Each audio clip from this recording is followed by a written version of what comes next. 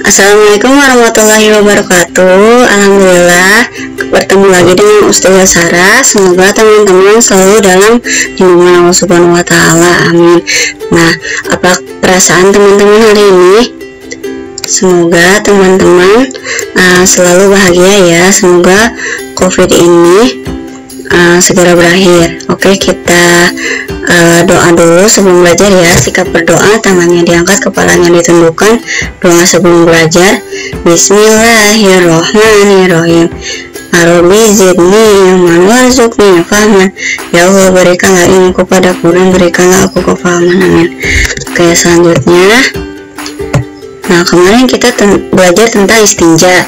Nah, hari ini tentang wudhu, yaitu adab dan praktik wudhu. Nah, pertama bahas dulu pengertian wudhu. Wudhu adalah syarat sah salat menurut Quran Surat Al-Maidah ayat 6.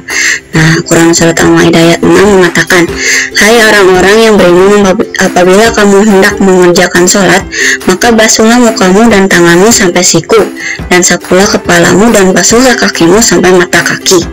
Nah, jadi di sini ada tata cara berwudu, tidak boleh terlewat. Nah, ketiga, menyucikan diri untuk melaksanakan ibadah sholat dan lainnya. Selanjutnya, di sini ada kisah tentang sahabat Nabi, yaitu Bilal bin Rabah. Nah, Bilal bin Rabah, beliau lahir tahun 580 dan meninggal tahun 640. Beliau nama panjangnya adalah Bilal al-Habsyi Bilal bin Riyah ibnu Rabah. Ia adalah seorang budak berkulit hitam dari Habsyah. Nah, sekarang disebut Ethiopia, yang masuk Islam ketika masih diperbudak. Nah, dia berarti masih budak. Nah, lalu masuk Islam. Nah, diceritakan di sini bahwa majikannya itu ingin Bilal bin Rabah tidak memeluk Islam dan kembali lagi ke jalan yang tidak benar. Nah, akhirnya beliau disiksa dengan menggunakan batu besar yang ada di atas badannya ditimpa. Nah, di hari yang panas, di hari yang terik. Nah, besar batunya itu sebesar unta. Nah, di sini lanjutannya. Nah, akhirnya beliau itu dimerdekakan oleh sahabat Nabi, yaitu Abu Bakar, dan menjadi salah seorang sahabat Nabi yang paling setia. Nah, dia adalah orang yang pertama mengumandangkan azan. Nah, sebagai muazin. Nah, muazin pertama karena beliau memiliki suara yang merdu.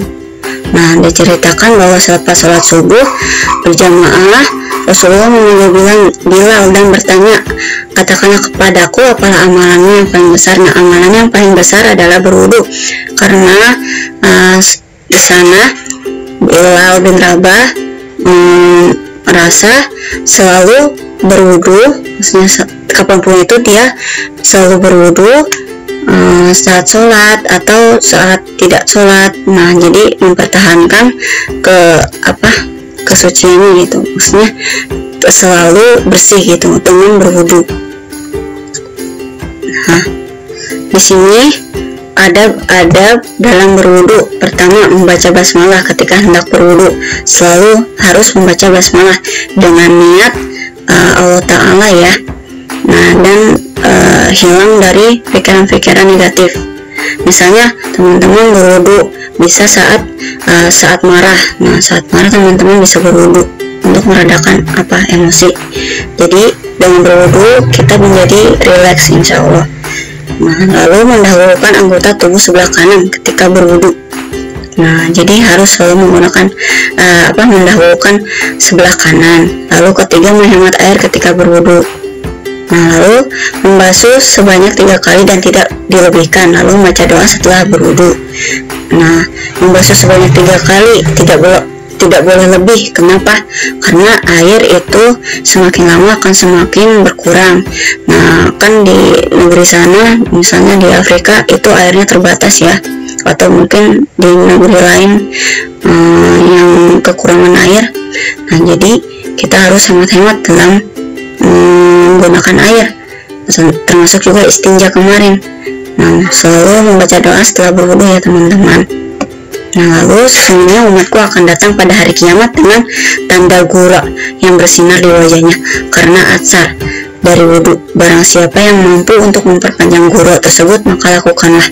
Nah, atsar itu bekas, jadi ada tandanya gitu, berbeda dari umat yang lain, bersinar gitu, bercahaya, berbeda dari yang lain. Nah, berwudu juga bisa kita lakukan saat apa? Sebelum tidur.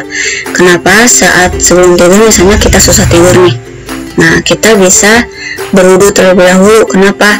Jadi air itu bisa merilekskan atau menenangkan saraf-saraf yang ada pada tubuh kita, sehingga kita bisa rileks dan tenang dan bisa tidur nyenyak. Nah, kemudian saat sebelum pergi ke masjid, kemudian saat akan pergi bekerja atau ke sekolah. Nah, misalnya teman-teman di jalan ada musibah misalnya. Nah, teman-teman sudah berwudu. Nah, jadi teman-teman itu syahid ya misalnya, gitu. Nah, lalu larangan saat berwudu. Mencuci anggota wudu lebih dari 3 kali. Nah, tadi sudah diinformasikan kalau lebih dari 3 kali tidak boleh. Nah, karena air akan berkurang. Nah, kalau misalnya air di rumah teman-teman itu tinggal sedikit atau misalnya macet, nah boleh 1 kali saat berwudu. Jadi misalnya kepala 1 kali, tangan 1 kali, dan lain sebagainya. Lalu tidak bercanda saat berwudu karena itu membatalkan, seperti mengulur waktu, jadi airnya mengalir terus menerus sehingga boros, lalu bermain air, padahal teman-teman butuhnya hanya untuk berwudu. Nah, sedangkan teman-teman yang lain juga butuh berwudu misalnya, lalu teman-teman bermain.